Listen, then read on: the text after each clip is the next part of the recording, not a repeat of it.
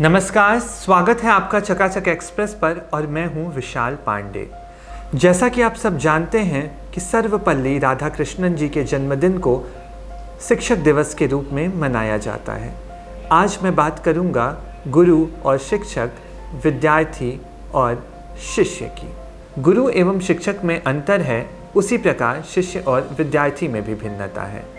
शिक्षक को उनका शुल्क देने पर विद्यार्थी एवं शिक्षक का हिसाब पूर्ण होता है, जबकि गुरु आत्मज्ञान देते हैं।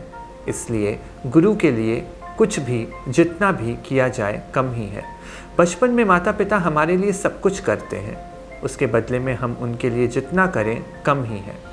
उसी समान गुरु शिष्य का संबंध है। विद्यार्थी का अर्थ है छात्र। छात्र शब्द की व्युत्पत्ति है छत्रम गुरु दोषामवर्णम तक्षीलमस्येति, अर्थात छत्र अर्थात गुरु के, शिक्षक के दोष पर आवरण डालना, ऐसा जिसका शील है वह छात्र है। इसके विपरीत शिष्य को ऐसा कभी लगता ही नहीं कि गुरु में कुछ दोष है। बात करते हैं गुरु और शिष्य के संबंध की। इस संसार में केवल गुरु शिष्य का नाता ही पवित्र माना गया है। यही एक नाता खरा है।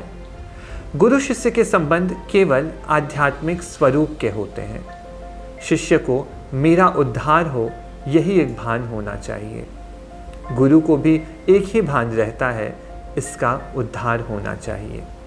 गुरु शिष्य का नाता आयु पर नहीं, अपितु ज्ञान वृद्धि और साधना वृद्धि पर आधारित होता है। जीव सृष्टि से सर्व प्राणी ज्ञान और साधना के माध्यम से अभिवृद्धि साध्य करते हैं।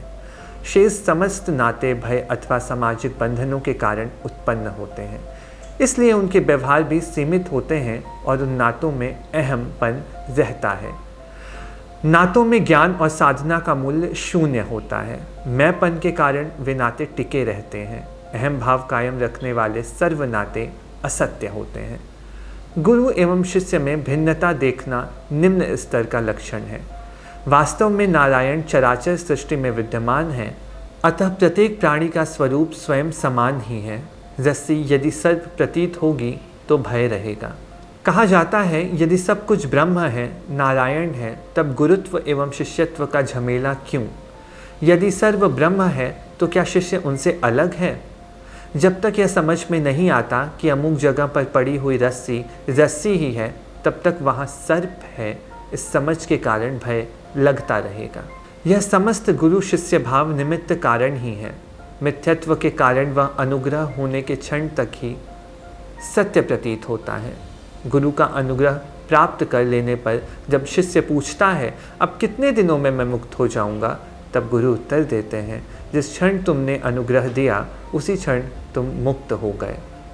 मुझ पर विश्वास न हो तो उसकी अनुभूति के लिए तू भक्ति कर, विश्वास हो तो भक्ति की आवश्यकता ही नहीं।